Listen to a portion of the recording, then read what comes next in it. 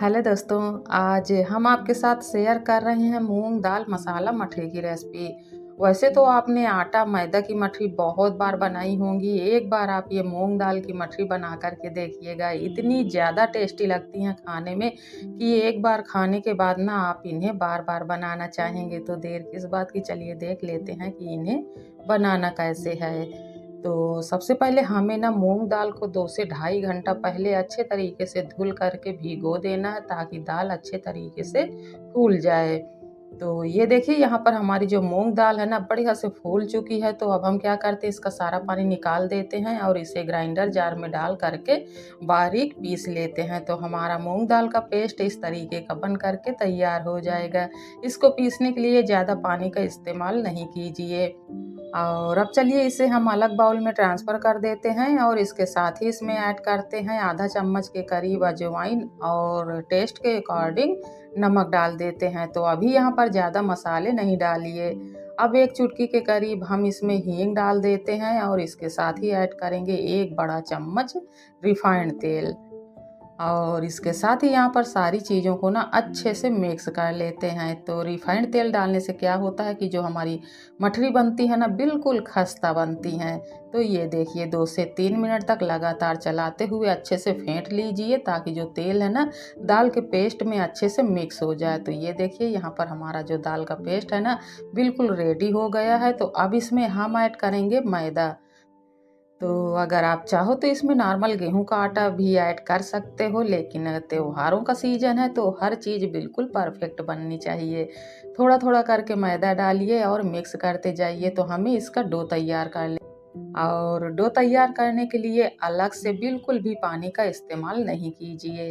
बस ज़रूरत के हिसाब से आप इसमें मैदा डालिए और मिक्स कीजिए। तो हम यहाँ पर चम्मच हटा देते हैं और हाथ का इस्तेमाल करते हैं। तो ये देखिए, इस तरीके का हमें डो बना करके तैयार कर लेना है। डो थोड़ा सा सख्त लगाइए, जैसे आप पूड़ियों के लिए लगाते हैं ना, बस उसी तरीके।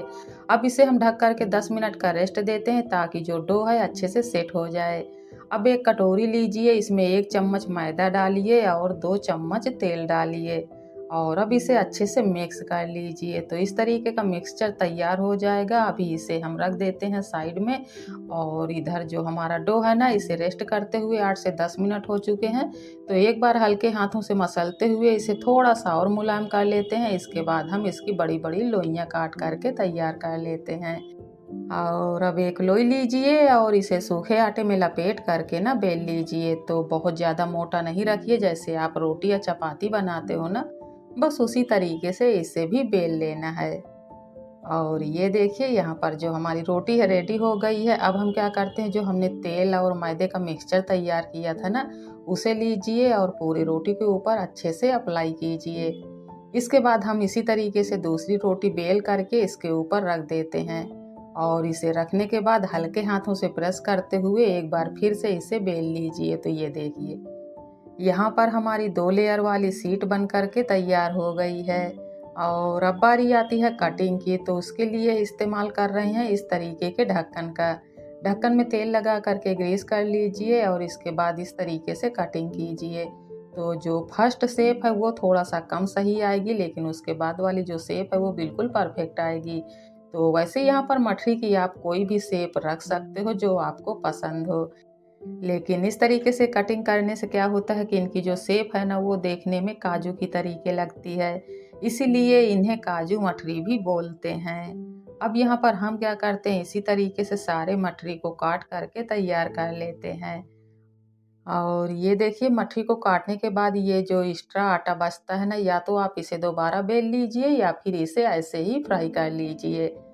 और यहाँ पर हमारे मछली की कटिंग हो गई है। तो अब बारी आती है इनको फ्राई करने की। उसके लिए हम चलते हैं गैस की तरफ और कढ़ाई में तेल रख दिया मैंने गरम होने के लिए। तो एक मछली डाल करके चेक कर लेते हैं। तो ये देखिए, तेल बिल्कुल परफेक्ट गरम है। तो अब इसमें हम और मछली डाल देते हैं और इनको बढ़िया सा क्रिस्पी होने तक सेंक लेते हैं। एक बार में आप ज़्यादा नहीं डालिएगा, नहीं तो फिर ये अच्छे से फूलेंगे नहीं। और इस दौरान आप गैस की फ्लेम को मीडियम रखिए। तो ये मूंग दाल की मठरी हैं, इनको पकने में ज़्यादा टाइम नहीं लगता है। तो आप इनको लगातार चलाते रहिए ताकि हर तरफ से एक जैसा कलर आए।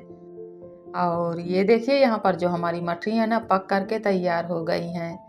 तो जब मठरी में इस तरीके का लाइट गोल्डन कलर आए ना तब इनको निकाल लीजिए, इससे ज़्यादा डार्क नहीं कीजिए। ये मूंग दाल की मठरी हैं, बहुत ही खस्ता बनती हैं और खाने में भी बहुत ज़्यादा टेस्टी लगती हैं।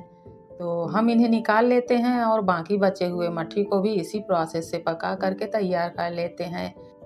तो इनको डालने के बाद आप इन्हें लगातार उलटते पलटते रहिए ताकि हर तरफ से एक जैसा कलर आए, और इस दौरान आप गैस की फ्लेम को मीडियम रखिए। तो ये देखिए दोस्तों, यहाँ पर हमारे सारे मठरी बन करके तैयार हो गए हैं। तो अब इन्हें हम एक बड़े से बाउल में ट्रांसफ़र कर देते हैं। इसके बाद इसमें ऐड करते हैं मसाला। तो सबसे पहले हम मसाला तैयार कर लेते हैं। उसके लिए आप एक कटोरी लीजिए, इसमें आधा चम्मच भुना हुआ जीरा पाउडर, आधा चम्मच आमचूर पाउडर और आधा चम्मच डालिए तीखी वाली लाल मिर्च। आधा चम्मच डाल देते हैं काला नमक। सारी चीज़ों को अच्छे से मिक्स कर लेते हैं और मिक्स करने के बाद हम इस मसाले को ना मठरी के ऊपर डाल देते हैं। तो जब इस तरीके से मठरी के ऊपर आप मसाला डालते हो ना तो खाने में ये और भी ज़्यादा टेस्टी लगते हैं। तो यहाँ पर सबसे ज़रूरी पॉइंट ये है कि मठरी को फ्राई करने के तुरंत बाद ही आप इसमें मसाला डाल करके मिक्स कर लीजिए। अगर आप बाद में डालेंगे तो फिर मसाला इनमें चिपकेगा नहीं। और ये लीजिए दोस्तों, यहाँ पर हमारी मूंग दाल की बिल्कुल खस्ता मठरी बन करके तैयार हो गई हैं और बहुत ही ज़्यादा टेस्टी बनी हैं।